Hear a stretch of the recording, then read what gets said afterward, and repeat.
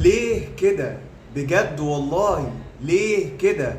النهارده كنت بتابع مباراة مصر وإسبانيا في كأس العالم للناشئين في لعبة كرة اليد. كنت بتابع المباراة من الملعب نفسه، من الصالة المغطاة باستاد القاهرة. بجد أنا بكررها للمرة الثالثة، ليه كده؟ حرام يا جماعة. لحد الدقيقة 48 من المباراة في الشوط الثاني وفاضل 12 دقيقة كسبانين اسبانيا 24-20، وفي الدقيقة 50 كسبانين اسبانيا 25-22. هل يعقل ان اسبانيا تنهي المباراة لصالحها بفرق هدفين؟ ايه يا جماعة ده؟